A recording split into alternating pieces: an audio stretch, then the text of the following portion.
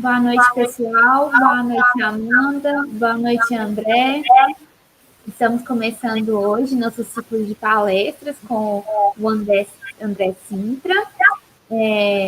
Inicialmente, eu queria convidar a todos a participarem de um evento que nós estamos promovendo na próxima semana. É a SEMAVET, que é a Semana Acadêmica em Medicina Veterinária. Essa é a última semana para as inscrições. Vai acontecer no dia 7 a 11 de setembro. Vão ser 2 palestras por dia. Uma começa às 18 horas e a outra às 20h30. No primeiro dia, nós teremos o professor e doutor Rogério Martins e a professora e doutora Roberta Carvalho. O Rogério vai falar dos métodos complementares na avaliação do paciente neurológico e a Roberta vai falar dos mecanismos analgésicos ativados pela ozonoterapia. O professor e doutor André Luiz Medeiros vai falar de fraudes em pescado na terça-feira, né? E o professor Paulo Fernando, de diagnóstico de deficiências minerais em animais de fazenda. Na quarta-feira, que vai ser o dia que falaremos mais de equinocultura, a Rafaela Esteves vai falar de odontologia em equinos, a Juliana Braga em afecções mais frequentes na oftalmologia equina. Na quinta-feira, o professor Dr. José Paes vai falar das principais intoxicações em ruminantes, e o professor Dr. Roberto Sartori vai falar de uso de biotecnologias na reprodução de rebanhos leiteiros. E na sexta-feira e último dia, o Gustavo Parenhas vai falar de doenças articulares degenerativas crônicas em felinos, e a professora doutora Líria Queiroz na criação de medicina de serpentes. É um evento beneficente, onde a verba das inscrições vai ser totalmente destinada ao abrigo Frei Anselmo, de Unai, que é a cidade onde nossa faculdade fica. É um lar de idosos e o dinheiro vai ser depositado diretamente na conta do abrigo. Para inscrição, tem que seguir 3 regras básicas só, que é fazer a inscrição pelo Eventbrite, que é a plataforma que a gente utilizou. O link está na bio do Instagram da SEMAVET. A gente pede para seguir a nossa página e marcar um amigo ou profissional nos comentários.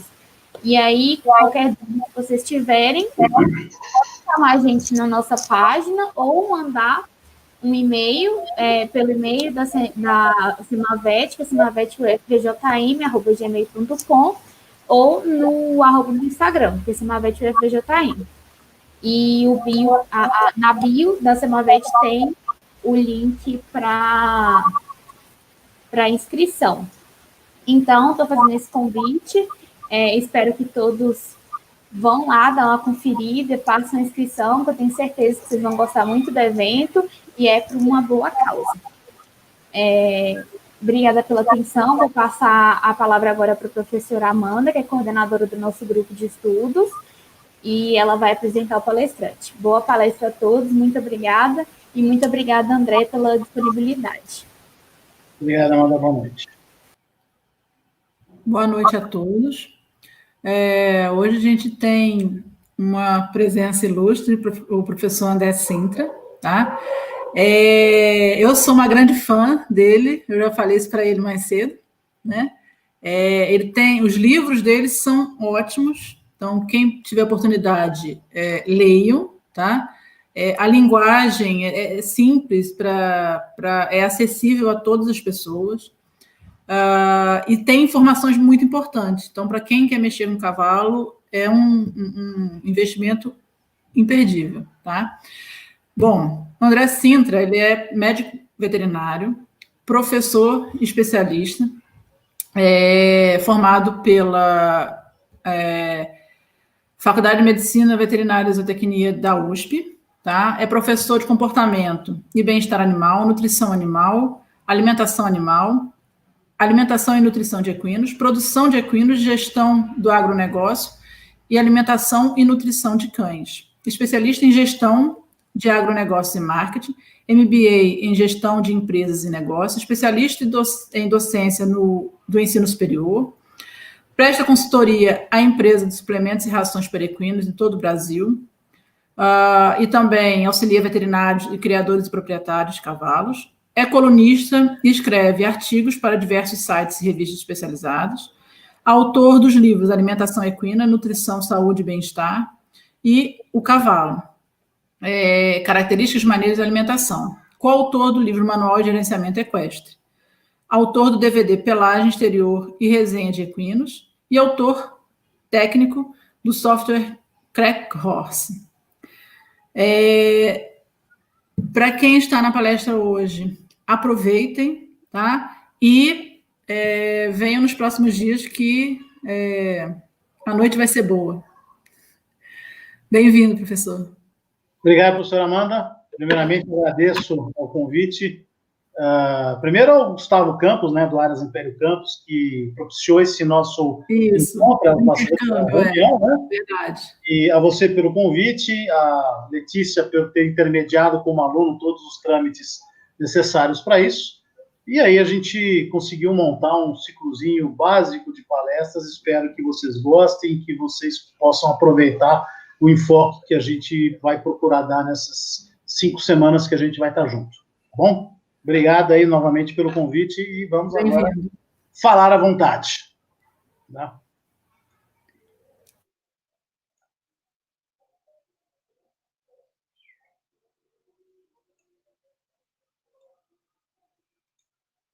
Bom, eu preciso... Cadê eu aqui agora? Para...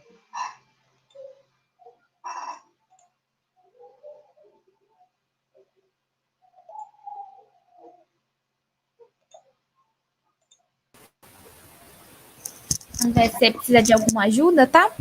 Aquela hora deu certo, eu não estou conseguindo compartilhar agora. Ele me abriu uma... Eu não share screen, né, que eu tenho que compartilhar. Mas aí ele abre... Vamos ver. Ele me abriu uma tela, sua tela inteira. Vamos ver aqui. Mas aí ele não me dá a opção. Aí você tem que clicar na tela inteira. Sim, agora pode. Agora vai. Agora deu. Foi. Beleza. Bom, então vamos lá, pessoal. O título corretíssimo da palestra, quando eu estava desenvolvendo ela, que na verdade eu fiz essa modificação, comportamento e evolução dos cavalos, dos equídeos. Tá? Eu vou falar, o enfoque da palestra hoje, eu vou falar algumas coisas anatomofisiológicas do cavalo, mas o enfoque principal, até pela sequência de palestra, né, e pelo título do ciclo, né, que é Manejo, Comportamento e Bem-Estar, então é falar justamente a questão do estudo do comportamento e a evolução dos equinos e como os equinos se comportam. Tá?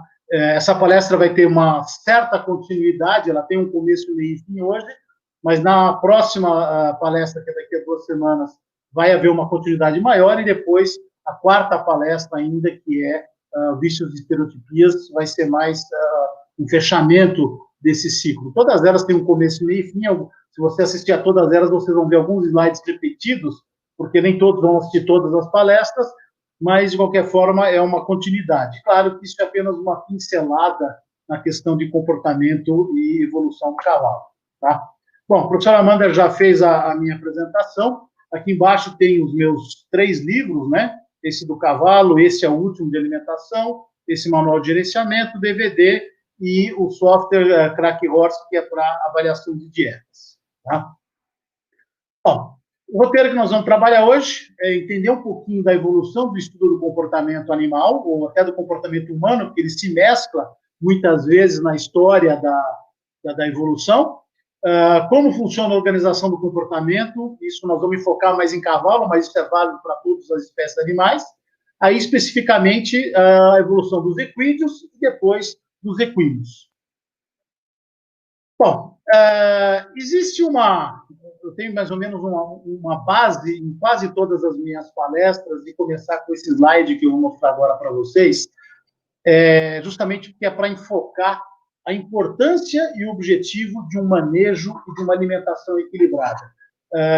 O tema hoje é comportamento, mas para eu fazer um bom comportamento, um bom manejo, se eu não conhecer o mínimo de comportamento animal, eu não consigo um bom resultado. E para que eu tenha um bom resultado na minha alimentação, eu tenho que conhecer de manejo, eu tenho que conhecer de comportamento. Muita gente releva isso, e você não vê a importância de se entender isso justamente do que eu quero mostrar para vocês nessa imagem.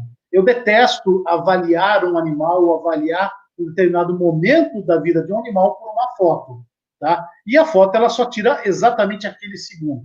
Porém, eu conheço a história dessa égua, tá?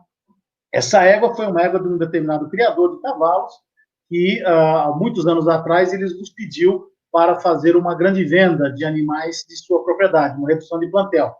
Fomos lá, tiramos um monte de fotos, e essa égua estava no meio delas. E ela não se destacava em absoluto no meio de todas as éguas. E ele queria um valor relativamente exorbitante na época, inclusive porque para vender uma égua por essa foto.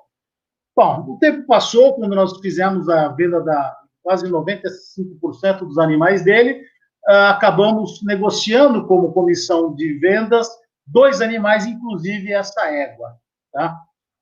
Trouxemos para um centro hípico aqui na nossa cidade, interior de São Paulo, centro hípico Hipocampo, aqui em Amparo, onde tem muita afinidade, muita facilidade de trabalhar com bom manejo, com uma boa alimentação, e demos uma diferença, uma modificação nessa égua. 5 meses depois, levamos ela para a exposição, onde nós tivemos um ótimo resultado. Ela foi campeã égua mestiça, é uma égua meio sangue bretão, tá? Na época eu era criador de cavalos bretão e presidente da associação, inclusive, e aí depois tiramos algumas fotos, e um dia encontrei essa foto aí.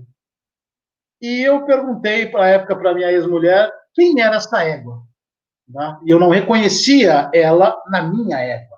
Vocês vão ver por que daqui a pouco, na próxima foto, que eu vou mostrar para vocês. Para quem tem meu livro, essas 2 fotos constam no meu livro. A diferença é tão grande que eu tive que olhar as marcações de resenha para saber se realmente era a mesma égua. E aí eu observo as 2 fotos, eu comecei a analisar do ponto de vista agora professor, do ponto de vista pesquisador, digamos assim, o que essa foto está me dizendo dessa égua para o que eu gosto mais, que é comportamento. Tá? Então, eu quero ouvir esta égua agora. Tá? E essa égua, ela me dá, por esta imagem, 2 pontos que eu chamaria de negativos nutricionais, que ela fala que eu tenho um problema de nutrição. Coisas fáceis de se ver, você tem costela aparecendo aqui, você tem uma opacidade de pelo em vários pontos, isso é um indicativo de uma alimentação desequilibrada. Mas se você olhar mais atentamente, ela me dá 6 ou 7 pontos de que o manejo dela é muito ruim.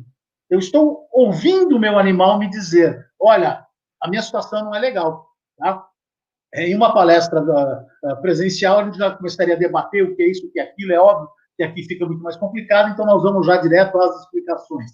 Tá? O mais fácil de se observar é a postura das orelhas, estão orelhas para trás, numa defensiva, não numa braveza, mas numa defensiva, cauda entre as pernas, demonstrando também uma certa submissão, a garupa está tensa, eu tenho um pescoço extremamente tenso, o animal está sobre si aqui, então a posição correta da pata dele deveria ser nesse ponto aqui, então ela está se defendendo, se retraindo, tá? E aqui um outro ponto um pouco mais sutil, que é esse cabresto bastante levantado, para que ela fizesse postura para tirar foto, o peão teve que ficar levantando a rédea, o cabresto, para que ela colocasse essa postura de cabeça no objeto de tirar uma foto melhor dessa égua.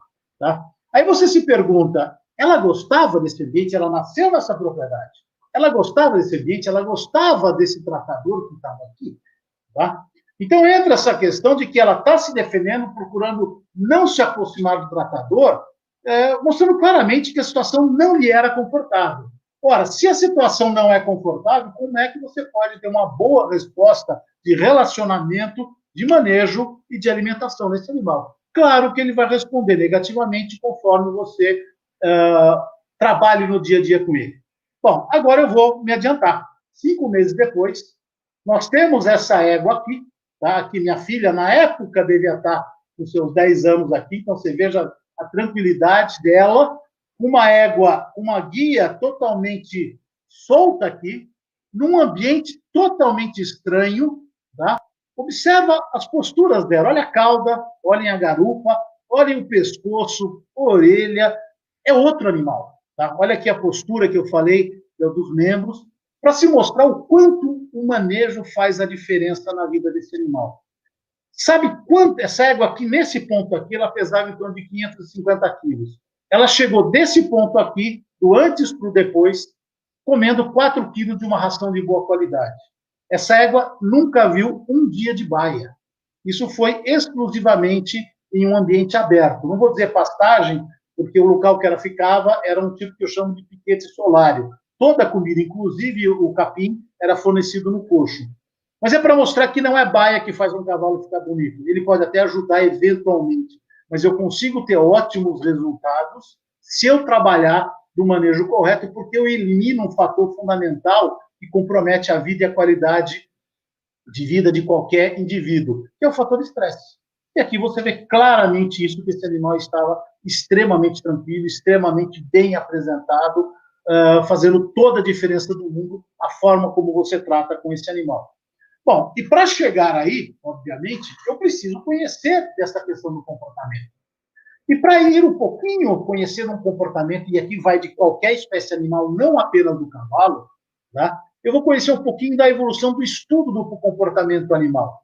Lamarck, em 1809, ele elaborou a chamada Lei do Uso e Desuso e Lei de Transmissão de Caracteres Adquiridos. Na verdade, esses enunciados de Lamarck não se referiam ao comportamento animal. Fugiu o nome agora. O Darwin é que, na verdade, com a origem das espécies, é quem pode ser chamado a primeira pessoa a discutir propriamente o comportamento animal. Mas depois, com o tempo, com um monte de outras teorias que surgiram, esses postulados de Lamarck, que foi na época considerado, ou melhor, desconsiderado pela comunidade científica, hoje tornam em voga por terem um fundamento muito grande. Principalmente quando você fala que esse cara tinha uma certa visão muito intensa, porque falar em transmissão de caracteres adquiridos mais ou menos 70 anos antes das ervilhinhas de Mendel, ou seja, antes de se discutir o que era genética, é algo que alguém tem uma visão muito maior do que outros elementos que estão ao seu redor. Tá? Então, o que o Lamarck queria dizer isso? Que tudo aquilo que você utiliza no seu dia a dia pode ser transmitido para os seus descendentes, tá? Ele vai evoluir, vai ser fundamental para a sobrevivência do indivíduo, e tudo aquilo que você não utiliza, ele começa a se retrair, a perder a sua funcionalidade, e ele desaparece com o passar dos anos. Nós temos alguns exemplos clássicos disso que a gente pode falar, como, por exemplo, o apêndice no ser humano. Tá? Ninguém sabe exatamente para que ele funciona, mas ele desconfia-se que ele é uma involução de alguma coisa no aparelho digestório do ser humano, e simplesmente, como ele não tinha uma função de uso tão intensa, ele foi se retraindo. Na verdade, existem algumas discussões de que o apêndice seja berço de substâncias simbióticas, bactérias da microbiota. Isso ainda está em discussão, mas vai, de qualquer forma, sendo bastante fundamental esse uso e desuso. Para usar no nosso dia a dia, é um músculo. Se você for fazer musculação, o músculo ele se desenvolve. Se você parar de fazer, ele atrofia. Tá? E no caracteres adquiridos, é óbvio que tudo aquilo que você adquire no seu dia a dia e que se torna fundamental para a sua sobrevivência, tá? A epigenética hoje fala muito disso, ela pode ser transmitida para os seus descendentes, sim, mesmo que seus ancestrais não tenham esse fator genético. Então, podemos considerar, inclusive, na questão comportamental, o Lamarck como sendo um marco bastante interessante por conta dessa lei do uso e desuso, que foi postulada depois por outro pesquisador.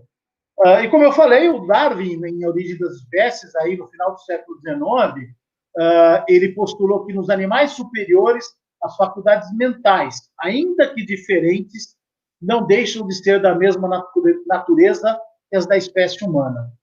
Isso é de veras interessante, porque nessa mesma época, em momentos diferentes na época, vários filósofos questionavam a questão dos animais terem sentimentos, sentirem alguma coisa, ou terem qualquer coisa que não fosse mecanicismo. Como Descartes falou isso, como Kant falou isso, da questão de moral, e você pode fazer o que você quiser com os animais, que não é imoral, visto que animais não têm almas, e que não tem almas não precisa ser aplicada a moralidade.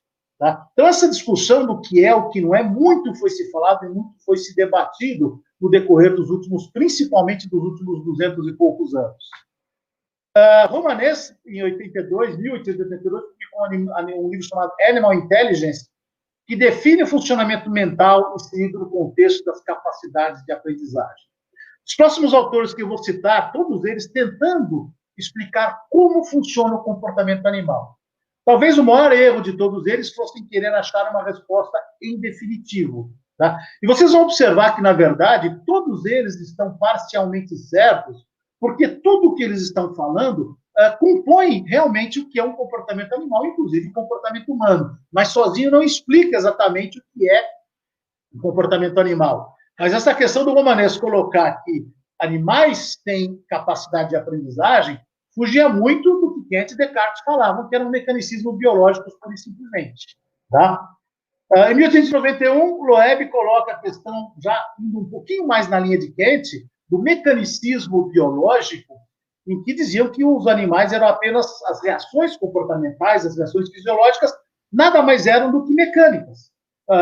Elaborando a teoria do tropismo, aonde as fases da Lua, a composição dos meses do ano, é que definiam o comportamento animal. Tá? Apesar de parecer uma teoria, mas é puro mecanicismo, mas isso também define o comportamento animal. Por exemplo, o cio de uma fêmea, ele define a sua alteração comportamental. Então, ele não estava totalmente errado. O erro principal, provavelmente, seja de querer dizer que isso era o que definia o comportamento pleno de um animal.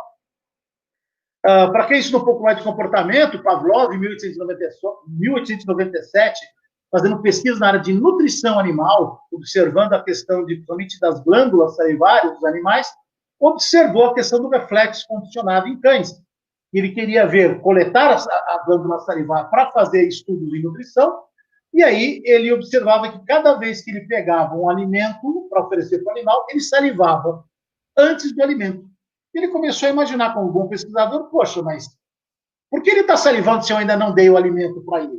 E ele começou a modificar os estímulos, tá? Ou adicionar estímulos ao prato que ele dava para ele. Como, por exemplo, acender uma luz, tocar uma sineta, tocar uma música, etc. O que hoje se utiliza, por exemplo, no reforço de reforço positivo, que é o clique, né? Você está condicionando um animal e deu a isso o nome de reflexo condicionado. Tá? Então, isso faz parte do comportamento do animal, mas não define apenas como um todo o comportamento animal. É muito mais complexo do que isso. Em 1909, o Uxku, ele elaborou a teoria do mundo próprio. A primeira vez que eu li essa questão do teoria do mundo próprio, eu falei, esse cara é doido. Tá? Porque ele fala que o comportamento do animal é definido plenamente pelo mundo em que ele vive, por aquilo que o cerca exclusivamente. Novamente, ele está parcialmente correto. Tá? Porque se você criar bem um animal, um cavalo, der todas as condições ideais para ele, ele vai ser um animal tranquilo, porque o mundo dele sempre foi tranquilo. Por outro lado, se você criar esse animal sobre agressão o tempo todo, sobre medo, sobre coação, o mundo próprio dele é coação, é medo, ele vai ser um animal medroso ou extremamente agressivo para reagir a esse mundo próprio dele. Tá? O erro, que ambos são cavalos. Então, as reatividades dessa espécie são as mesmas baseadas na espécie. Nós vamos falar daqui a pouco sobre isso, sobre ontogenia e filogenia. Mas esse mundo próprio que você cria o seu animal faz parte da definição do comportamento desse animal.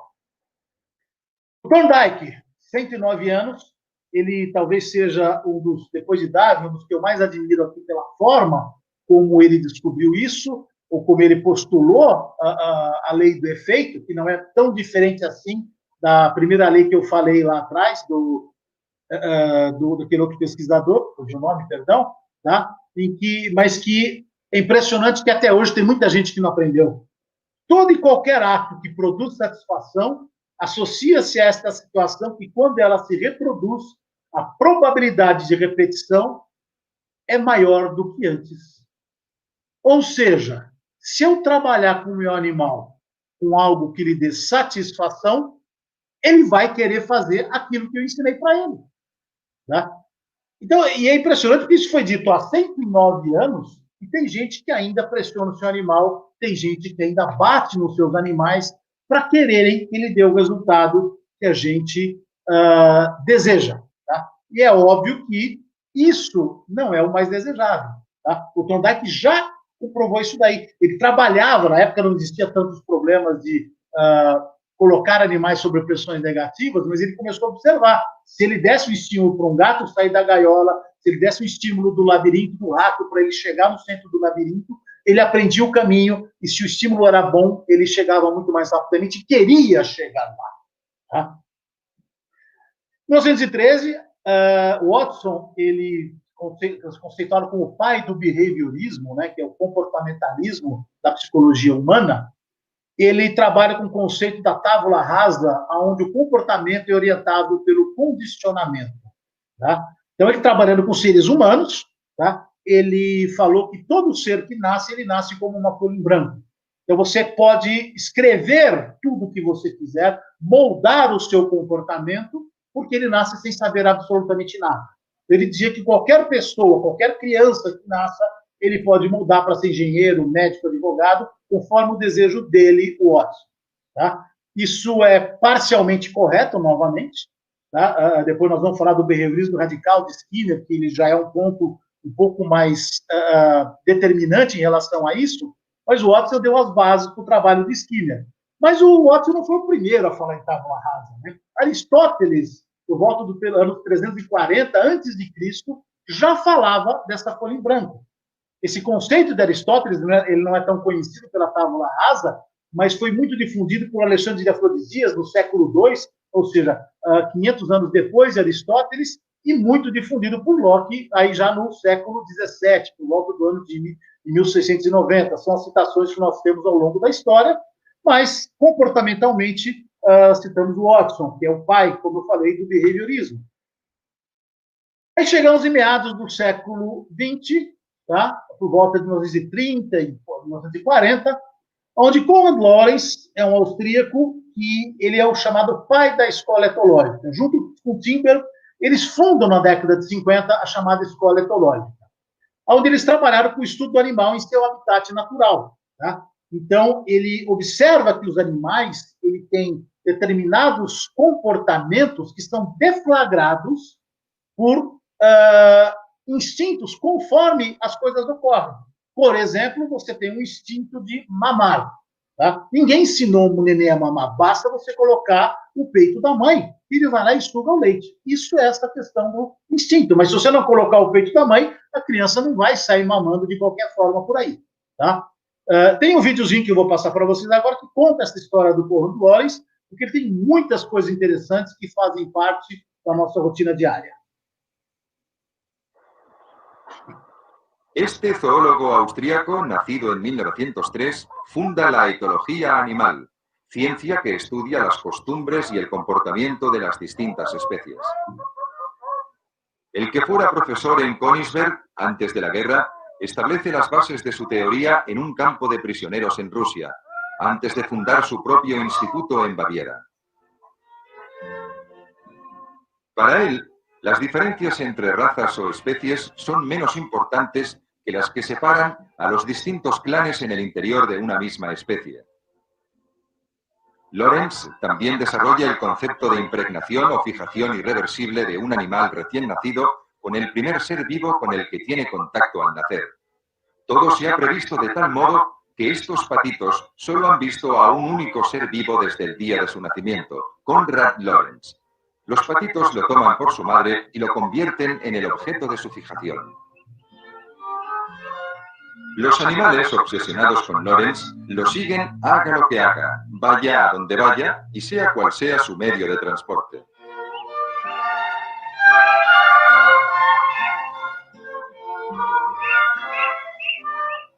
Estos curiosos paseos a la cabeza de su curiosa familia le valdrán a Konrad Lorenz el Premio Nobel de Fisiología y Medicina en 1973.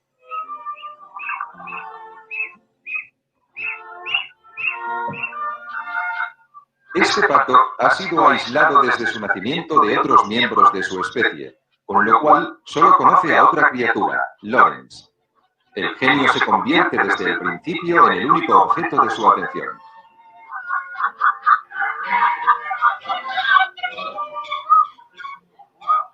Según Lorenz, este mismo fenómeno tiene lugar entre las distintas especies animales. This cock thinks he's a duck. And the cock, on the other hand, became firmly fixated on the ducks. So this cock, the cock always company, always trying to force his company on ducks and even courting ducks and not finding any response. Por tanto, el sentimiento de identificación no sabe de barreras entre especies. Aqui, na verdade, tendo uma certa temeridade de contradizer parcialmente o ganhador de prêmio Nobel, né? Duas questões muito importantes. Primeiro, em que o que o Lorenz, que é fundou a chamada escola etológica, que é a base de um dos ramos da psicologia, inclusive humana, e você viu que ele falou que vale para qualquer espécie, que ele fala do imprinting, onde a primeira coisa que o indivíduo vê quando nasce, ele vai tomar como aquilo, como o seu mundo. E isso foi uma teoria que se difundiu, inclusive, com cavalos, mas que não funciona com cavalos nem com mamíferos em geral. Tá? Ele trabalhou com várias espécies, mas trabalhou praticamente só com aves, pelo menos é o que consta nesses estudos dele. E isso, na verdade, é que contradiz um pouco a questão do imprinting quando você fala em mamíferos. Então, tem autores que falam do imprinting em cavalos, que eles vão lá, que se você pegar o potro no momento em que ele nasce, manuseá-lo, sem que a mãe manuseie, você faz o imprinting, esse animal cria um vínculo com você para o resto da vida. Isso não é verdade. Tá? Tanto não é verdade que eles falam que você tem que repetir por alguns dias. E quando você fala em mamíferos, é esta repetição em vários dias que faz a diferença para você criar, não um imprinting, é um vínculo, porque imprinting é o primeiro contato que um ser vivo tem com o mundo. Tá? E nesse ponto, eu sou extremamente favorável ao natural, e quem tem que fazer um imprinting de um mamífero tem que ser sua mãe, mas após 5 ou 6 horas da mãe ter o contato com o filhote, aí sim você pode ir lá e ter o primeiro relacionamento, e se você repetir por alguns dias pós-nascimento, você cria um vínculo perfeitamente aceitável com esse potro, e você vai ter aí um animal bem vinculado com você. Depois nós vamos mostrar nas outras palestras alguma coisa semelhante. Tá? Mas, de qualquer forma, os estudos do Lorenz são fantásticos, porque nos mostraram muita coisa em que o Lorenz fala que o que os ancestrais fizeram, tá, é que define o comportamento de uma espécie. Por isso que é o deflagrador inato, que é o comportamento chamado instintivo, ou comportamento inato. É aquele que nasce com o indivíduo, e isso é a filogenia, é o que vem ao longo da espécie. Tá? Passavam-se poucos anos, exatamente se contrapondo a Lorenz, veio Skinner, tá, que fundou o chamado behaviorismo radical. Baseado nos estudos de Watson, de 50 anos antes, ele trabalha com ensino programado, onde a ciência do comportamento tem como objetivo a predição, o controle e a interpretação. O que o Skinner falava é, se eu der uma condição ambiental ótima para o animal, eu sei, e controlar, eu quero que ele faça isso, e ele vai fazer. Tá? Então, ele postulou que os homens agem sobre o mundo mudando, e, por sua vez, são modificados pelas consequências de suas ações. Está certíssimo esse postulado, mas ele é exatamente o oposto de Lorenz. E quando o Lorenz fala de comportamento instintivo inato que vem com a espécie, o Skinner fala que esses comportamentos inatos são puros mecanicismos biológicos. Tá? E o comportamento é definido por tudo aquilo que eu quero que meu animal defina. Esse videozinho explica um pouco do experimento de Skinner.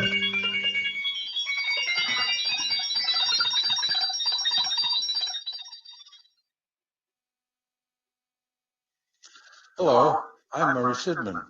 About a year ago, Davidson Films asked me if I would help them to prepare and narrate a film about the life and accomplishments of B.F. Skinner. He taught us that we are what we do, but more to the point, he taught us that we can change what we do for the better.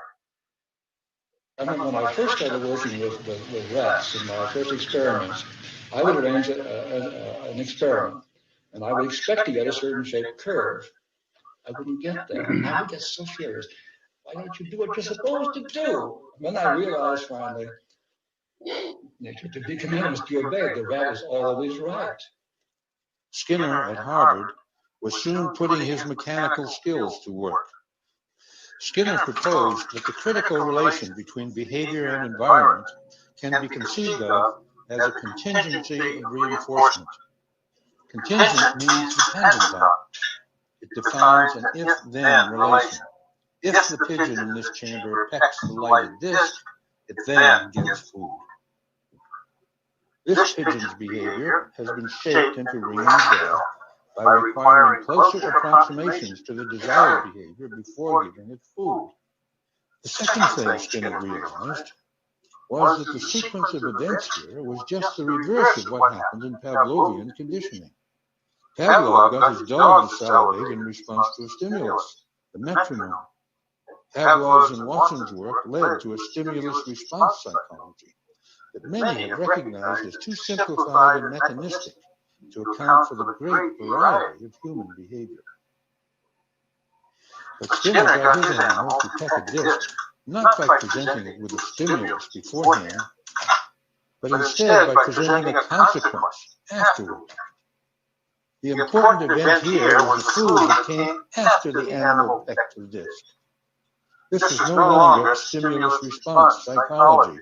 If anything, it was response-stimulus psychology.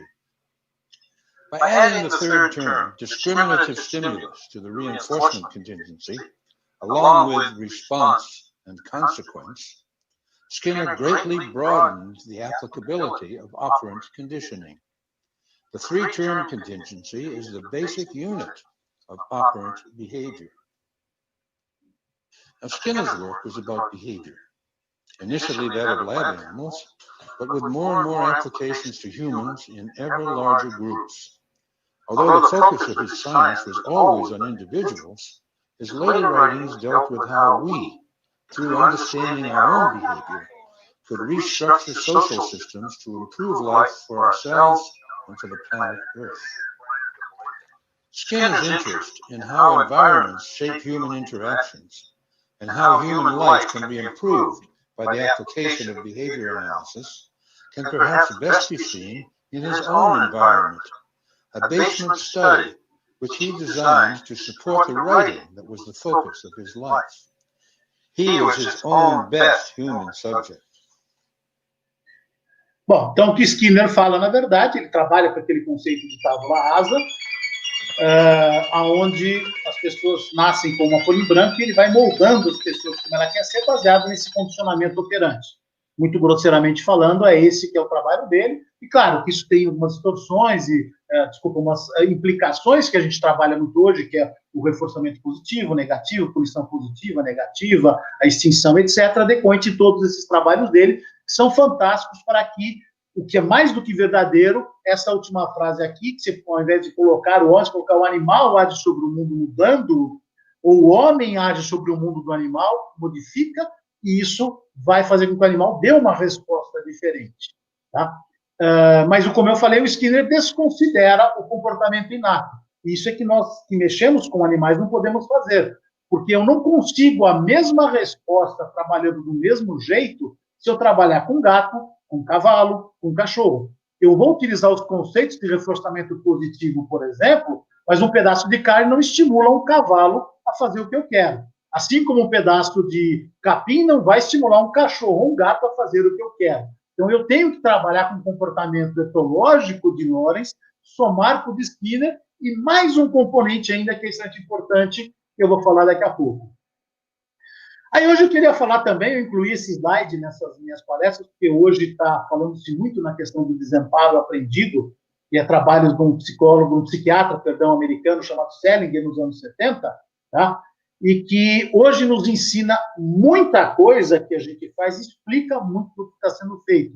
Mas, na verdade, isso foi uma experiência bastante controversa que hoje não teria passado por nenhum comitê de ética para ser realizada. Mesmo na época em que ela foi divulgada, hoje houve muito questionamento. Tá? Eu já explico como foi o experimento dele, mas o que, na verdade, nos ensinou muito, apesar da contrariedade ética do experimento, é que um comportamento de desamparo aprendido é aquele que o organismo forçado a suportar estímulos aversivos, dolorosos ou desagradáveis, se torna incapaz de evitar encontros posteriores com tais estímulos mesmo que seja possível evitá-los. Isso é que coloca em xeque, por exemplo, quando você vai trabalhar com reforço negativo e muita pressão quando você vai ensinar um animal. Muitos questionam se esse excesso de pressão em que o animal aprende não é um desamparo aprendido. E muitos estudos comprovam que é desamparo aprendido. Ou seja, ele não faz porque ele aprendeu. Ele faz porque ele está ignorando, ele não consegue não fazer, porque aquilo é muito ruim para ele. Tá? O estudo propriamente dito, que foi feito com cães, tá? Que o Selinger fez, ele colocou, por exemplo, um cachorro em uma plataforma, tá? E que ela era eletrificada. E ele dava choques. Tá? E o cachorro não tinha como fugir disso. E ele fez 3 estudos, né? Um que tomava choque toda hora, um que não tomava choque, um que podia fugir do choque. Tá? E ele observou que o que tomava choque toda hora, depois de um certo tempo, quando colocado numa plataforma dessa, em aqui dá choque, aqui não dá choque, quando o choque dava aqui, ele não vinha para esse outro lado. Porque o tempo que ele ficou anteriormente na plataforma que só dava choque e não tinha opção de sair, ele descobriu que não adiantava ele reagir contra isso. Ele passou a aceitar o choque, mesmo sendo doloroso. Já os cães que tinham a opção desde o começo de pular de lado quando dava choque, eles pulavam de lado. Tá? Então, eles aprendiam com o choque, mas com o estímulo negativo, que isso é totalmente ruim, na verdade. Tá? Então, é legal a gente entender o desamparo aprendido, ruim a maneira como ele foi elaborado. Mas, realmente, o desamparo aprendido é algo que molda o comportamento de um indivíduo. Se você pressionar demais um animal, ele vai te responder, mas de uma forma não benéfica para a saúde dele. Aí chegamos ainda nos anos 70, final, principalmente dos anos 70, final dos anos 60, anos 70, com a Temple Grandin. E eu falo da Temple Grandin e eu babo, porque eu sou um fã dessa mulher. Ela é uma pessoa que abriu a minha mente quando eu li os livros dela e li os estudos dela. Vou falar mais dela na próxima palestra, tem uns vídeos legais, mas hoje eu vou mostrar só a essência do trabalho dela. Tá? Ela começou a trabalhar muito com a questão da neurociência. Tá? Ela tem uma questão muito importante que ela cita no filme biográfico dela, que tem na HBO, em que a Temple Grandin é autista, né? E ela coloca que essa condição de autista dela é que permite compreender melhor o estado comportamental dos animais, porque ela pensa e sente como os animais. E ela colocou o contexto de emoções básicas dos animais. Enquanto Lawrence trabalhava nos animais, praticamente exclusivamente pensando no comportamento inato dos seus ancestrais, e o Skinner trabalhava exclusivamente com o aprendizado, eu moldando o que o animal quer fazer, a Temple Grandin introduz a questão: o animal é um indivíduo e ele tem emoções básicas. Tá? E ela aqui tem também um videozinho, esse é um trechinho que eu tirei do filme biográfico dela, tá? Que mostra alguma parte dos estudos, e essa parte que eu vou mostrar para vocês ela é bem legal, porque a gente, para entender como funciona um animal, nós temos que pensar, ouvir e enxergar como um animal. Tá? Então, aqui ela estava trabalhando no mestrado dela, observando como os animais reagiam em determinados currais de criação de animais, né, obviamente, e ela começou a olhar que alguns animais, como eles caminhavam, tá? Em que eles andavam sempre em curva, eles tinham todo esse conceito, o mugido deles, na sequência do filme, não vou mostrar aqui, mas ela fala para o orientador dela que ela quer fazer um mestrado de mugido, tá? E o cara fica louco, né, dizer que não é mugido. Na verdade, ela se expressa como mugido, porque ela reparou que conforme os animais se movimentavam, eles verbalizavam mais ou menos para que eles pudessem externalizar o seu comportamento.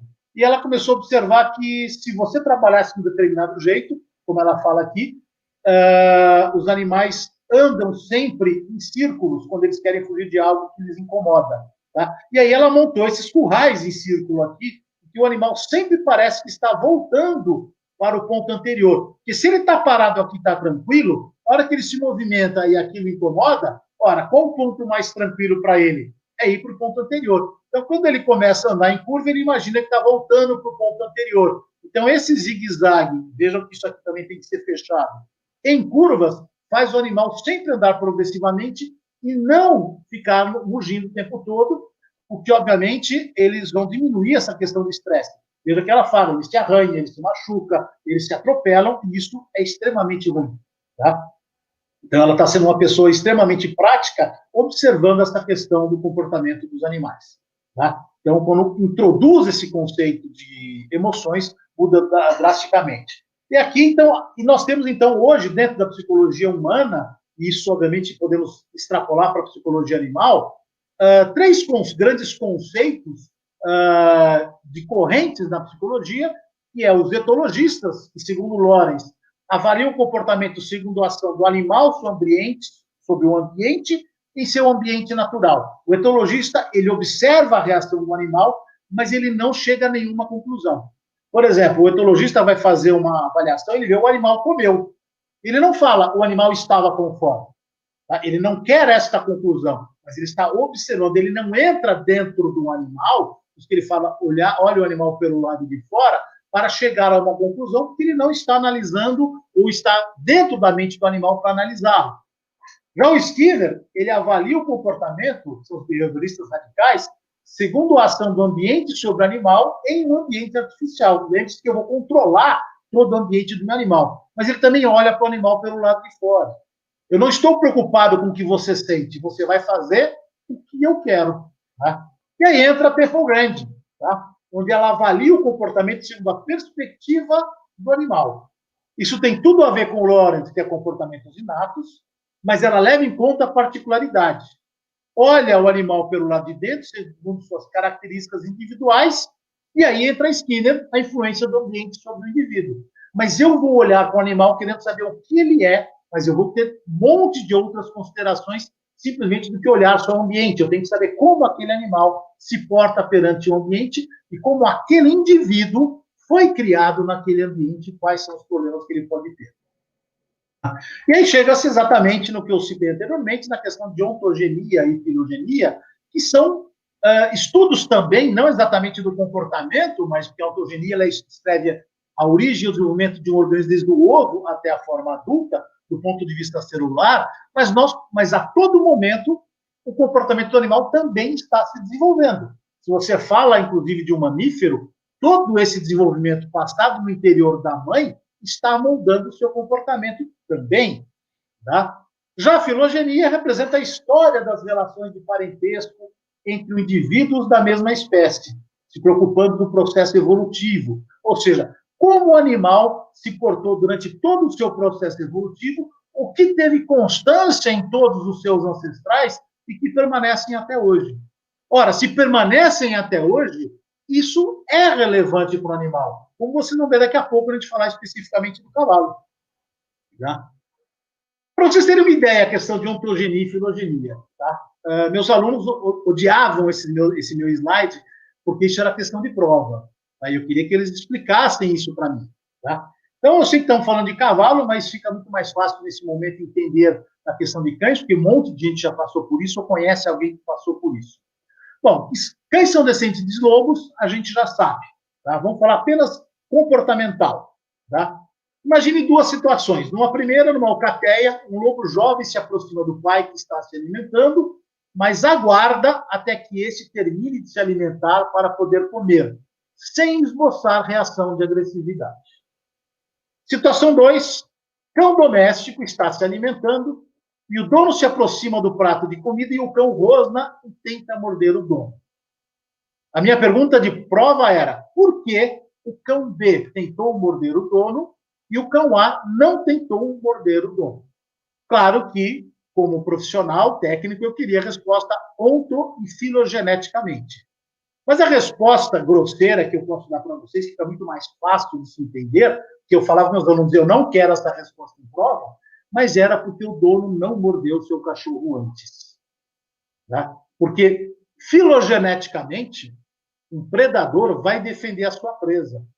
Ontogeneticamente, o lobo mais velho, um dia rosnou para o lobo mais jovem e falou, não se aproxima enquanto eu estou comendo. Aguarde a sua vez.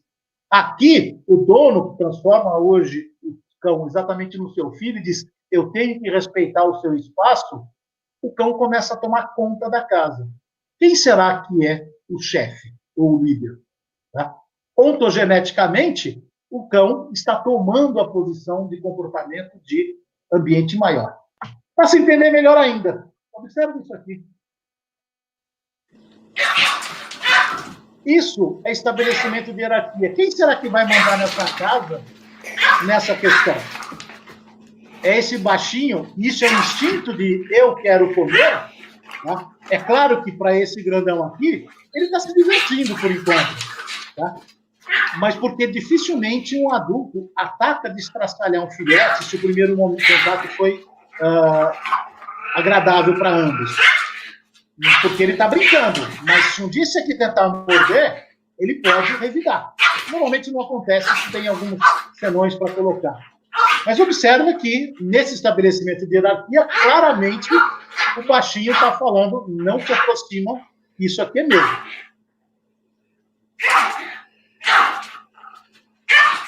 Na questão que eu falo, você vê que o grandão está brincando, você vê que ele está abanando o rabo, ele provoca, ele chega com a pata, ele vai por aí afora, mas ele respeita um certo espaço do baixinho. Tá? Isso, na verdade, é a ontogenia, é onde o cãozão deveria impor um pouquinho mais para o cãozinho. Tá? Bom, então podemos resumir nessa questão do comportamento que o inato é aquilo que vem na genética, é a filogênese, a gente chama de comportamento inato. O aprendido é do ambiente, é a ontogênese, ou comportamento aprendido. E aqui eu coloquei inato versus aprendido, que, como eu falei, são duas correntes da psicologia, que é os etologistas, os behavioristas radicais.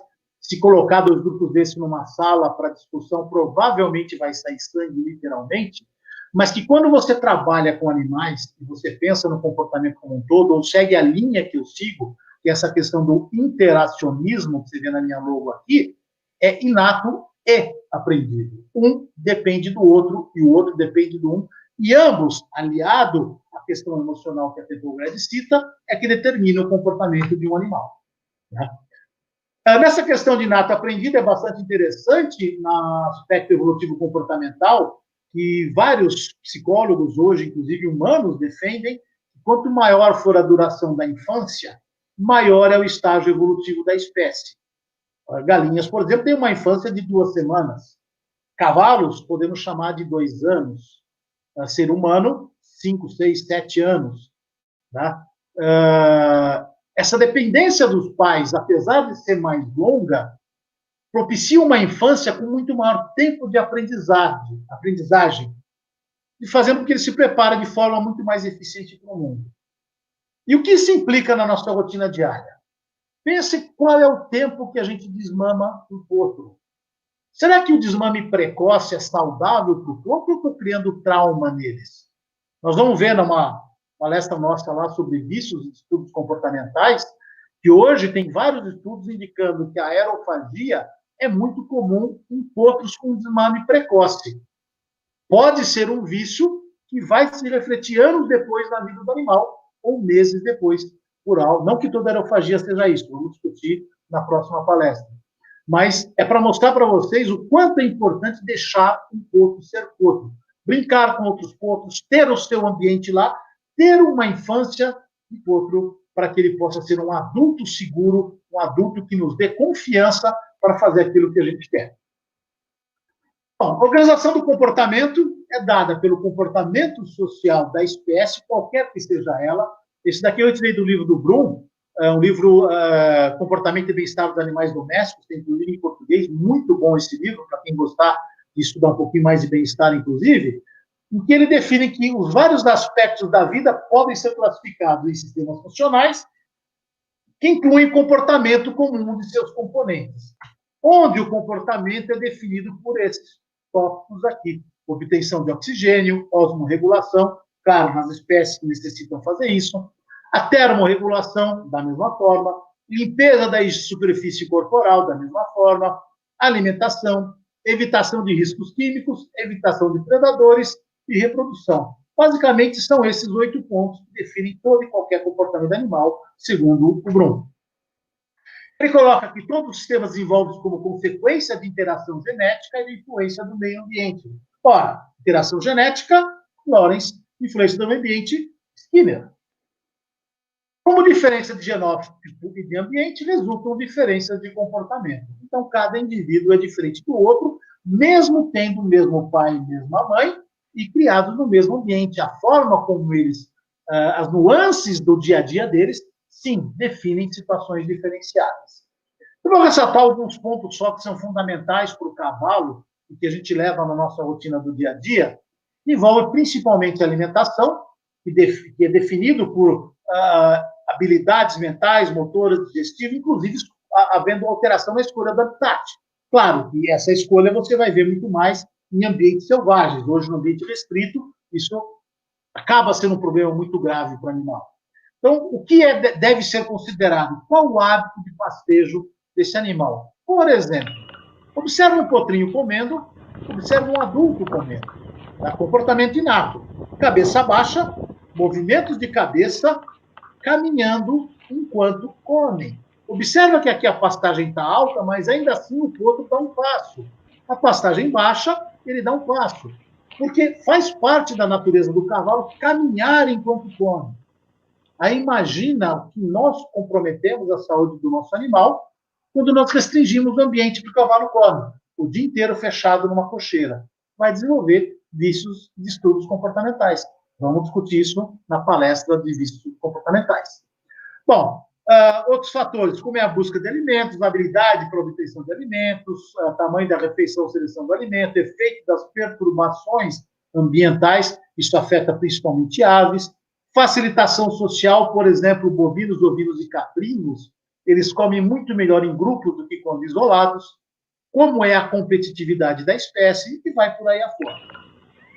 Outros fatores que são muito importantes é a locomoção e espaço ocupado, por exemplo, posturas, movimentos no repouso, o espreguiçar, o bocejar, o espojar, o levantar, o deitar, e as formas de decúbito que o animal faz. Observa que, exceto a primeira, que eu não consegui flagrar um cavalo se espreguiçando, mas dá para a gente ver isso de vez em quando, são posturas naturais do cavalo. Agora, se você não der espaço para um cavalo fazer isso, segurança para um cavalo fazer isso, você compromete o comportamento e a organização mental desse animal.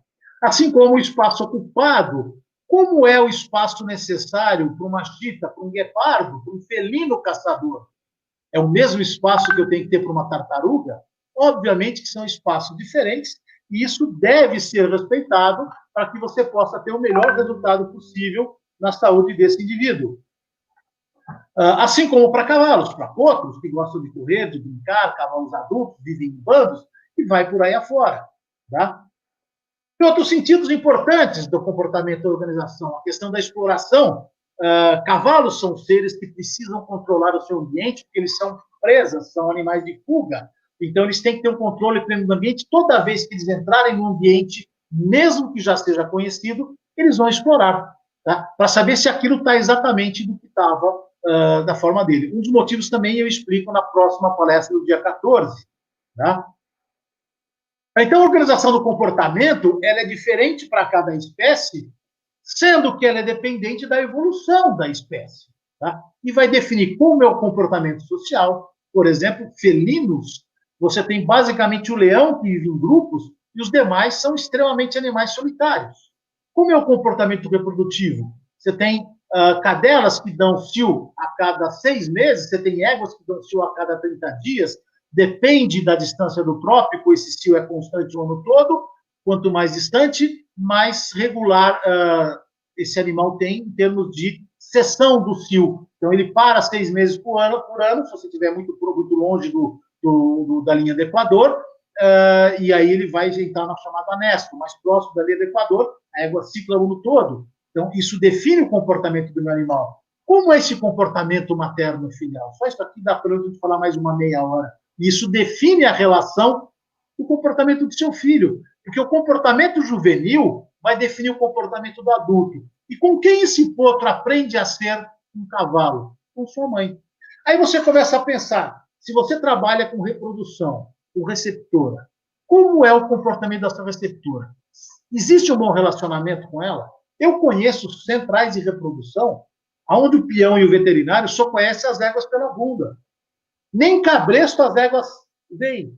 Como é que você espera que ela ensine o seu corpo a respeitar o indivíduo homem? Porque a mãe não tem relacionamento com esse homem. Então, veja a importância de você definir um bom comportamento materno para que ela ensine o seu filho que tudo bem ficar próximo do homem. Tá? Observa o que define o comportamento de adulto. Bom, e aí chegamos à questão da evolução dos equídeos. Tá? Então, os equinos, ou equídeos, eles descendem do animal que habitou a Terra há mais ou menos 55 milhões de anos, chamado Iracotherium eubipus, no período Eoceno.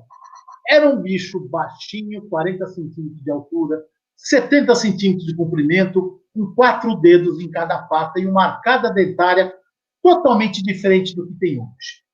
Esse maior número de dedos nas patas permitia que eles corressem muito melhor em superfície pantanosa, porque o cavalo sempre foi uma presa. Então ele tinha, com esse tamanho todo aqui, que se esconder e fugir de seus predadores.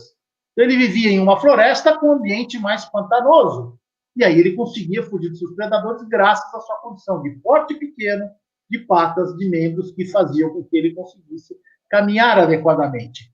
E sua arcada dentária tem uma estrutura simples, muito próxima, não vou dizer exatamente, mas quase como um cachorro, tá? Em que era mais apropriada para o consumo de brotos, de árvores, não era um consumo de gramíneas. Passam-se alguns anos, mais ou menos 5 milhões de anos, e eu brinco dizendo que o cavalo evolui, ele perde um dedo no membro de trás. Fica um pouquinho mais alto, um pouquinho mais comprido. Ainda no período Eoceno, o Propalotérium, que ainda tem grande quantidade de dedos, tem arcada dentária para comer brutos aqui. Tanto um como o outro, como vocês podem observar, vivem num ambiente entre seus pares, em plena liberdade, são presas, como eu já falei, e se alimentam de vegetais. Isso é extremamente importante para definir o cavalo de hoje. Passam-se 14 milhões de anos, agora já no período Oligoceno, chamado Mesoípus. Mantém quase que a mesma comprimento do anterior, do Propalotérium, quase a mesma altura, 3 dedos nas 4 patas. Pouquíssimas diferenças. Então, observa a quantidade de milhares e milhares de anos para você ter algumas alterações evolutivas no cavalo. Mais 10 milhões de anos, aqui sim nós temos uma grande alteração. Nós temos uma modificação numa era glacial na Terra, todo mundo já viu a Era do Gelo, 1, 2, 3, 4, 5, sei lá quantos milhares de eras do gelo nós já tivemos, mas é legal que eles mostram essa questão de quando há alterações, os animais têm que migrar e têm que modificar as suas situações comportamentais e anatomofisiológicas. Então, o cavalo tem 3 dedos, mas apenas o central toca o solo. Por que isso é importante? Porque a partir do momento que apenas o dedo central toca o solo, eu tenho uma modificação osteoesquelética articular nesse membro que faz com que a ponta do dedo toque o solo, a ação de alavanca do membro ela é muito maior, e isso se torna importante porque o cavalo se torna mais rápido. Desapareceram com as eras do gelo, desaparecem as matas, as florestas. Começa a vir alimentação com gramíneas. O meu bichinho que se escondia no meio da floresta, agora tem que correr para se salvar. Quem se salva? Aqueles que correm mais. Quem corre mais, quem se adapta melhor a essa condição de um único dedo tocando o solo. Nesse período, no Mioceno, temos 3 tipos que foram encontrados: o Meriscipus em terras desérticas, o Paraípus nas terras altas e o Pluípus nas terras baixas. Tá? Aqui também há uma modificação muito importante, que é a da arcada dentária para consumo de pastagem. Tá? Antes você tinha uma boca bem preenchida com os dentes, agora você tem uma projeção dos dentes incisivos muito mais fortes, propícios para que eles arranquem o alimento do solo, tá? E macerem os seus dentes molares e pré-molares, e assim possam ingerir essa grande massa de quantidade de alimento agora que eles precisam digerir. Também, por conta já de muito tempo comendo uma alimentação relativamente pobre em energia, que são os capim volumosos, ele desenvolve uma relação de simbiose muito eficiente com a sua microbiota, da qual o equino é dependente até hoje. Mas nessa época também desenvolve uma grandíssima massa muscular, tá? Que para ser movimentada gera muita energia. Para gerar muita energia de um alimento que produz pouca energia, o animal tem que comer muito mais. Então, o cavalo evoluiu ingerindo de 13 a 16 horas de alimento por dia. Agora, imagina aquilo que a gente propicia num cavalo quando coloca numa baia e supervaloriza o concentrado. Será que eu não estou comprometendo a saúde mental, inclusive, do meu animal? Tá? E por conta disso, uma adaptação fisiológica muito importante, porque se eu gero energia sob a forma de calor, esse calor vai esquentar o organismo do meu animal. E ele vai produzir muita energia para gerar, para movimentar toda essa massa muscular. E para haver a perda de calor e o animal não morrer com hipertermia, ele desenvolveu uma troca muito eficiente de calor com o ambiente, que é através das glândulas sudoríparas. O cavalo é a espécie que mais tem glândulas sudoríparas espalhadas pelo corpo. São cerca de 1.200 glândulas sudoríparas por centímetro quadrado, da ponta da orelha à ponta da cauda. E isso o cavalo usa como forma muito eficaz para trocar calor com o ambiente e assim poder manter sua temperatura muito mais estável. Bom, 5 milhões de anos atrás, apenas encontramos o Pliohippus, no período Plioceno. Ele já vinha sendo evoluído desde a época do Mioceno aqui, mas é o primeiro a ter apenas um dedo, e o que deixou, podemos considerar, o ancestral mais próximo do nosso Equus. Há mais ou menos 2 milhões de anos, foram encontrados alguns primos dos Equus atuais. No período Pleistoceno, o Onoipidium, 1,5 metro de altura, 650 quilos de peso. No mais ou menos 1 milhão de anos, ainda no Pleistoceno, chamado Equus giganteus, que chegou a 2 metros de altura e 1.000 quilos de peso. Esses dois indivíduos não deixaram descendência direta para o Equus atual. Eles desapareceram da face da Terra, mas é só para mostrar o que tivemos de ancestrais aparecendo por aí. Para vocês terem uma noção de épocas e períodos, o Homo sapiens apareceu no Pleistoceno há 200 mil anos. Então, o Equus ele é muito mais antigo do que o Homo sapiens, muito mais evoluído. Por isso que quando você fala assim, o homem tem muito que evoluir, tem mesmo. Tá? Porque nós somos muito jovenzinhos nessa Terra e estamos aprendendo muito intensamente. Bom, então essa é a evolução de um bicho pequenininho, de 60 centímetros, 40 centímetros, até os cavalos de hoje, que chegam a 1,90 m, 2 metros, etc. Bom, a origem provável dos cavalos foi na América do Norte, difundiu-se por toda a Europa e Ásia, tá?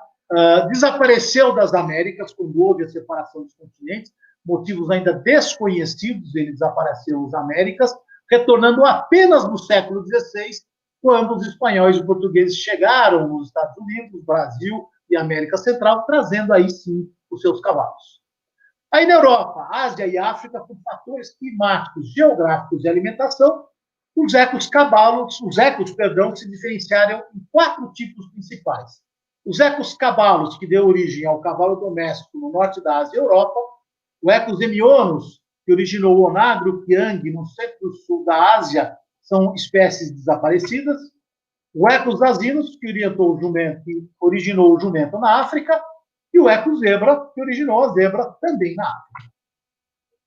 Nos nossos Equus cabalos, nós temos 3 subespécies. A primeira delas é o chamado Equus cabalus orientalis, representado aqui pelo Tarpan, que ele evoluiu principalmente na região onde hoje fica a Polônia.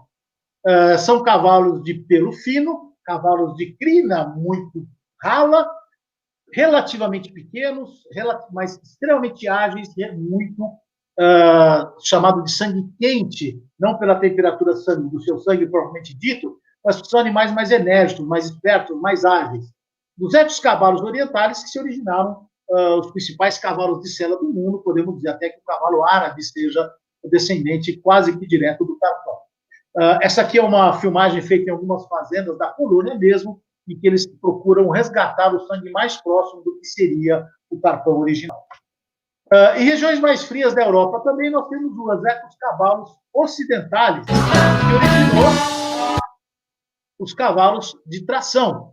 São cavalos de porte muito mais elevado, cavalos muito musculosos, pele muito grossa, pelo muito mais espesso, a crina, cauda, muito mais pelo, muito mais cabelos, nas patas, grande quantidade de pelos, são chamados cavalos de sangue frio, porque são animais calmos, animais dóceis, e animais muito mais adaptados a regiões muito mais frias. Ora, dos ecos-cavalos orientais de sangue quente para os ecos-cavalos ocidentais de sangue frio, no cruzamento de quente com frio, você tem o sangue morno, os chamados warm bloods, que é a imensa maioria dos cavalos de sela que nós temos hoje. Tá? Mas ainda temos um terceiro ramo dos ecos-cavalos, que são os ecos-cavalos Przewalski, no leste da Mongólia. Encontrar também com a nomenclatura de ecosferos ou simplesmente ecos-cavalos. Tá? Essa aqui é uma fazenda também na Mongólia, onde os animais são preservados em ambiente selvagem. Essa espécie quase que foi extinta no início do século XX. Na verdade, ela foi extinta em ambiente selvagem, sobrevivendo apenas em zoológicos espalhados pelo mundo. Aí, final da segunda metade do século XX, quando o governo da Mongólia resolveu criar santuários ecológicos nas suas savanas, eles foram atrás de zoológicos do mundo e resgataram vários animais, e hoje tem vários rebanhos de cavalos Przewalski que vivem em plena liberdade por lá, preservando aí sim a sua natureza. São cavalos extremamente resistentes, tá? Consta que a cavalaria de Gengis Khan montava animais Przewalski lá, então os animais que eles galopavam no inverno, galopavam no verão, no deserto, na neve, chegavam a fazer cavalgadas de mais de 100 quilômetros diários. Pelo menos é o que consta na biografia de Gengis Khan. Bom, domesticação do cavalo por volta do ano 4.500 a 2.500 a.C., entre a China e a Mesopotâmia, primeiramente como fonte de alimento, e ao redor do ano 1.500 a 1.000 a.C., ou seja, em torno de 3 a 3.500 anos atrás, o animal foi utilizado primeiramente como carga e depois como transporte, e aí como arma de guerra, como um indivíduo muito próximo do homem. E criou-se uma parceria que encurtou a distância para o homem. Enquanto o homem a pé consegue caminhar aí 50, 60 quilômetros por dia, fazendo um ritmo muito forte, fazendo um ritmo em que ele consiga encurtar um pouco essa distância, mas não faz isso por muitos dias, um cavalo pode facilmente cobrir 80, 100 quilômetros por dia e bem treinado, bem trabalhado, fazer isso durante vários dias, permitindo que o homem tenha troca de informações, troca de mercadorias, etc., com outras cidades, outras civilizações. Bom, Mills e Nankivell são dois autores ingleses que colocam que o cavalo sempre foi presa. Ou seja, se ele sempre foi presa, hoje ele é uma presa. Ele vive fugindo de seus predadores. Ele tem evoluções anatomofisiológicas que permitem sobreviver e evoluiu por esse longo período com certa eficiência. Ou seja, um aparelho digestório que exige que ele se alimente por 13 a 16 horas por dia, que vive numa simbiose com uma microbiota, que produz muita energia de uma alimentação relativamente pobre em energia, que dissipa essa energia quando necessária através do suor, tá? Já o Smyth, em 90, colocou que o cérebro do cavalo foi especialmente adequado para os requisitos de animal que vive pastando. Exatamente o que Mills e Nankivell falaram 15 anos depois. Constantemente atento àqueles animais predadores que possuem paladar especial pela carne de cavalo. O que eu tiro desta frase do Smyth? O cavalo vive pensando o seguinte: se eu não conheço, ele quer me comer. Tudo que é desconhecido para o cavalo, na cabeça dele pode ser um predador. Tudo que é desconhecido para o cavalo, ele pensa, pode me comer. Então, se o cavalo não sabe que vai se aproximar, ele vai se apavorar, porque pode querer comê-lo. Isso é como funciona a mente desse cavalo. Então nunca vou conseguir relacionamento? Claro que vai. Nós vamos falar um pouquinho na próxima palestra do Beabá, como eu posso conseguir um pouquinho mais disso daí. Bom, então, de tudo isso que nós falamos da evolução do cavalo, tá? Nós podemos deduzir que o comportamento do cavalo é baseado em 4 preceitos que não muda há 55 milhões de anos. O cavalo é uma presa, seu instinto é de fuga. Não importa se tem um leão atrás dele, cavalos não coisam. Principalmente se ele não sabe o que está vindo atrás dele, se ele se assusta. Por quê? Porque, lembre-se, se assusta e ele não sabe o que é, pode me comer. Então ele vai se defender e dar um coice. Então, quando você for se aproximar por detrás de um cavalo, se é que vale a pena se aproximar por detrás de um cavalo, e não vale, tá? Chame a atenção dele, porque aí sim ele vai saber que é você, e se ele tem um bom relacionamento com você, ele vai permitir ser pego. Ah, mas se eu fizer isso, meu cavalo foge. É porque você não tem um bom relacionamento com ele, você precisa mudar isso. Ele precisa de liberdade. Cavalos, pastejando, caminham de 2 a 11 quilômetros por dia. Isso é necessário para a saúde física e mental do cavalo. Cavalo precisa de companhia de seus pares, são animais gregários, são animais de fuga, animais presa. Quando uma presa descansa? Quando tem outra presa tomando conta do ambiente.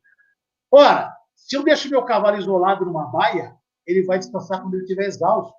Porque se ele não vê que tem uma outra presa como ele cuidando do ambiente, ele não vai se ficar tranquilo para descansar. A alimentação dele é baseada em volumoso de fibra longa.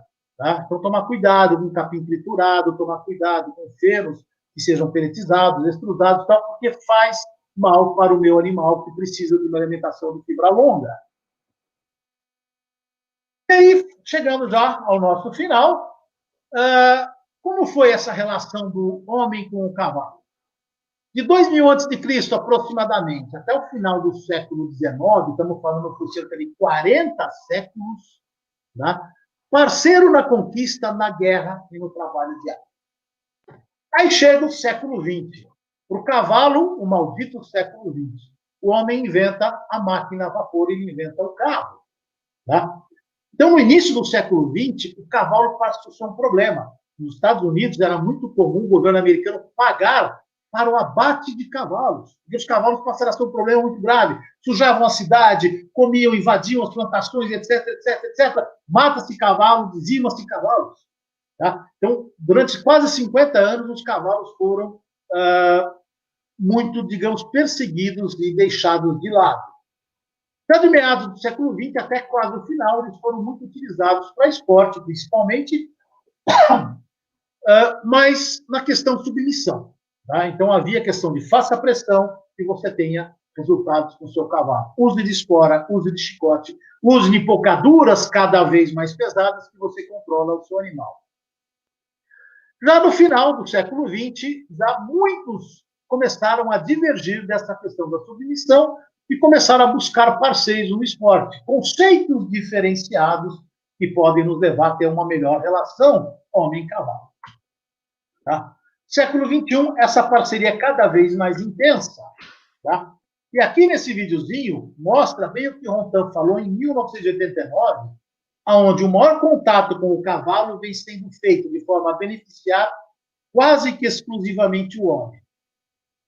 O homem, busca o cavalo, mas ao invés de ir até onde ele vive, trouxe-o para grandes centros hípicos, confinando-o, tentando alterar sua alimentação e modo de vida, muitas vezes com consequências desastrosas, ferrando com a vida do cavalo, trazendo chamados vícios e distúrbios comportamentais, trazendo problemas com altíssima mortalidade, como cólica, que é a enfermidade que mais mata cavalos no mundo.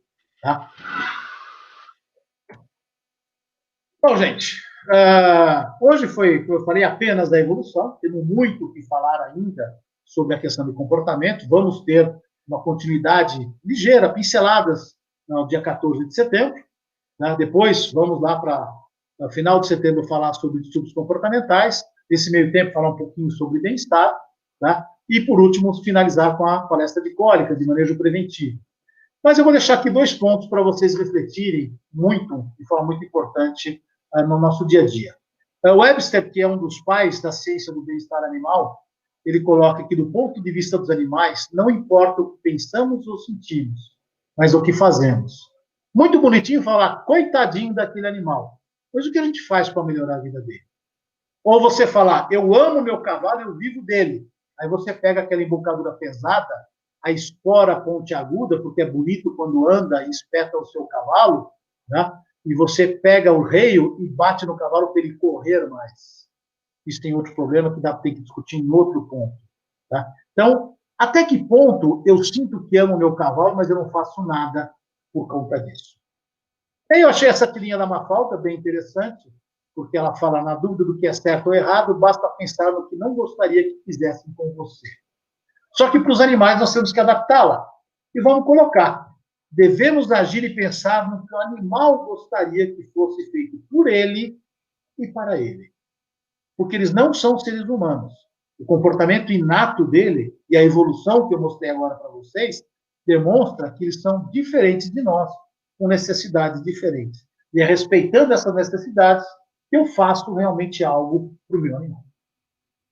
Pessoal, aberto para perguntas, mas vejo vocês com mais uma palestra dia 14 com o Beabá do Cavalesco. Muito obrigado pela atenção de todos. Espero que tenham gostado. Com certeza, todo mundo gostou, André. Foi uma excelente palestra. Muito obrigada por essa aula, né? E por ter disponibilizado esse tempo para a gente, não só hoje, mas também nas próximas datas. Por enquanto, não tem nenhuma pergunta. O pessoal está só perguntando aqui se vai ficar gravado. Vai sim, a gente vai deixar aqui gravado no canal, e ele também vai passar para o canal dele, ele vai postar no canal dele. Podem mandar as perguntas, que aí a gente passa para ele. No mais, André, o pessoal está elogiando bastante. Bom, ausência de pergunta significa duas coisas. Ou eu expliquei muito bem, ou ninguém entendeu nada. Mas vamos acreditar que eu expliquei bem. Não, mas explicou muito bem, sim, com certeza. Foi excelente. Tá todo mundo elogiando. Bom, então, se não temos perguntas, eu só vou ficar aqui no agradecimento a todos pela presença. Realmente é gostoso ouvir essas palestras, esses elogios de vocês, ainda mais aqui online, né? Porque eu não tenho a mínima ideia quantas pessoas estavam ouvindo. Para mim, na verdade, só tinha Letícia e Amanda, né? Porque eu só conversei com elas antes de começar. Mas, tem essa sensação, né? Eu realmente espero que vocês tenham gostado, que vocês vejam que eu tenho um ponto de vista um pouco diferente em muitas questões de muita gente. Vocês vão ver, inclusive, na palestra da semana que vem, eu vou abordar uns tópicos muito mais sensíveis, tá? Bastante interessantes também, e acho que vale a pena, espero que vocês gostem. Semana que vem não, né? Na próxima, até 14, tá? Então, realmente, aí eu agradeço a todos vocês e conto com vocês aí para uma próxima participação, e a gente conversa por aí para muita coisa, quando precisar, tá bom? Tá bom. André, apareceu uma pergunta agora. Bom, como podemos lidar com essa evolução e incômodo com certas atitudes, exemplo, banho, ficar inquieto? Bom, qualquer situação que deixa o animal inquieto, você vai ter que relacionar o seguinte: primeiro, por que ele está inquieto? Tá? Tudo que você faz é uma relação de confiança com o seu animal. Tá? Tudo que você fizer, você tem que fazer o seu animal gostar do que está fazendo.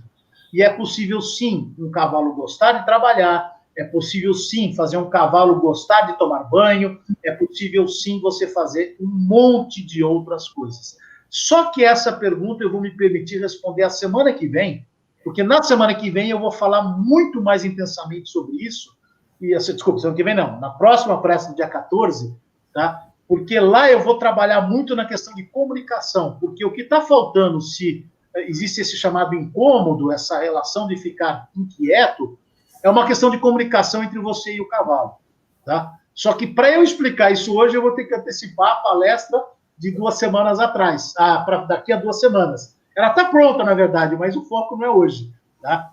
Então, eu vou me permitir, a Luísa, né, que fez a pergunta, para a gente poder realmente, eu te respondo isso daqui a 2 semanas, pode fazer, se eu não responder no decorrer da palestra, se me cobre ao final, mas você vai ver que no decorrer da palestra, 90% que está me perguntando vai ser respondido. Muitas perguntas agora, hein, Letícia? Pode falar. Não, não é que feno não é adequado, Calixto. Isso aí é outra palestra que eu falo sobre nutrição comportamental. Eu vou abordar um pouco disso na última palestra do ciclo, quando eu vou falar sobre manejo preventivo de cólicas, tá? Mas a resposta direta é: feno não é o mais adequado, tá? A questão, o que é o mais adequado? A resposta é fácil. o mais adequado é tudo aquilo que o cavalo evoluiu. Como é que ele evoluiu? Ele evoluiu comendo feno? Não. Ele evoluiu comendo capim sob a forma de pastagem. Então, essa é a mais adequada. Ah, não posso usar feno? Pode. Mas, primeiro, eu tenho que saber que haverão consequências do seu uso. Tá? Segundo, eu tenho que ter uma saída alternativa conforme eu vou utilizar. Mas, insisto, eu vou falar isso daqui a 6 semanas. Vou deixar, eu estou criando mais ouvintes para as minhas próximas palestras. Eu vou me xingar ou voltarão depois. Exatamente, expectativa. Não, eles vão voltar, com certeza. Oi? Eles vão voltar, com certeza. O que é alimentação com fibra longa? Qualquer fibra acima de 10 centímetros pode ser chamada de fibra longa. Alguns consideram 5 centímetros. Eu considero, no mínimo, 10 centímetros, idealmente 30, 40, 50 centímetros. Ou seja, capim picado não é uma fibra longa boa para cavalo. Triturado, perdão. Se você picar ele em 20, 30 centímetros, não é muito problema, mas triturar ele jamais. Então, fibra longa é aquilo que estimula a mastigação, estimula a salivação e vai chegar de forma adequada para a microbiota se alimentar também. Alguma mais? Sim. Tudo abordado nos remete ao sistema de doma correto? Nos remete ao sistema de relação homem-cavalo. Você veja, você vai falar em sistema de doma, né? No final da próxima palestra, eu vou mostrar um vídeo para vocês com uma pota que nós temos desde o dia que nasceu. Quem domou essa pota de montaria foi minha filha, na época com 17 anos, e ela nunca fez um curso de doma. Tá?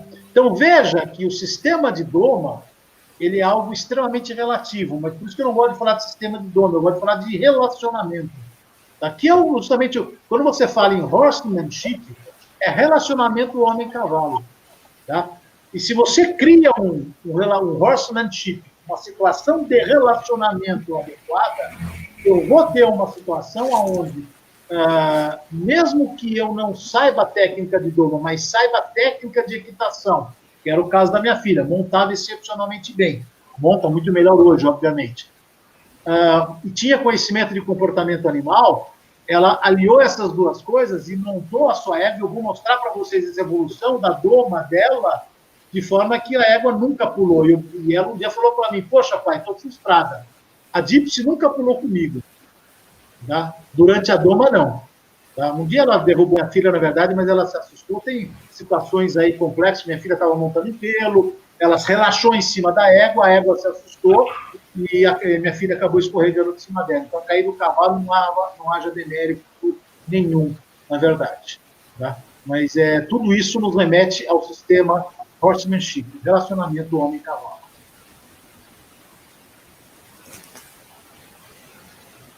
Algo mais?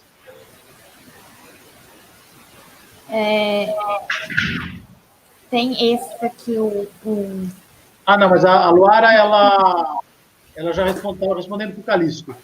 Mas não é só feno peletizado, Luara. Também tem o capim picado, tem o feno extrusado e vai por aí afora. Mas sim, você tem razão, feno peletizado é uma forma de uma fibra de péssima qualidade. Tanto que, quando eu uso feno peletizado, eventualmente, eu não o considero nas minhas contas como forma de volumoso. Conceitualmente, ele é volumoso, mas a sua forma de apresentação, para mim, que estou trabalhando com a parte comportamental da nutrição do cavalo, ela não é, eu não considero como volumoso, mas como complemento.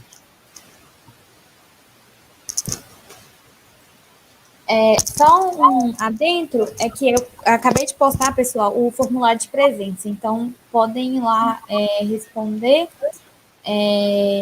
O Calixto, né, fez mais uma pergunta, inclusive em capim elefante. Capim elefante dado na íntegra, sem dúvida nenhuma. Vou falar disso na palestra do dia, na última palestra de cólica. Acho que é 5 de outubro, se não me engano. 5 de outubro. Tem essa pergunta aqui da Jenny.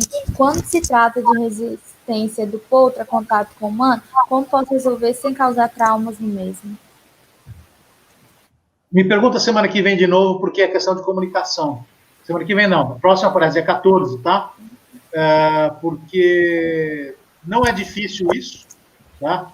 Eu recomendo para muita gente, se quiser um pouquinho mais, se estiver mais ansioso por essas técnicas, tá?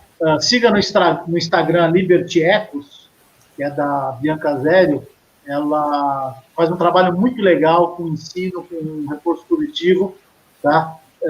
E quem tem feito um trabalho bem interessante em cima disso, tá? Se tiver essa pressa. Semana que vem eu vou explicar um pouco mais detalhado, inclusive com 2 vídeos da Bianca que ela me mandou para colocar na palestra, tá?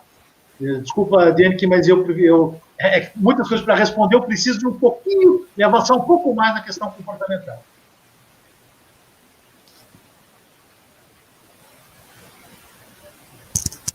Tem problema em iniciar essa relação homem-cavalo cedo? Ou desde potrinho podemos escovar e acostumar o animal conosco? Então, eu amo começar com 6 horas de vida. Antes disso, não. Tá? Se 6 horas for cedo, é cedo sim. Tá? É uma relação muito legal. Por que a questão das 6 horas de vida? Até 6 horas é quando você faz a relação materno-filial se estabelecer de uma forma extremamente intensa.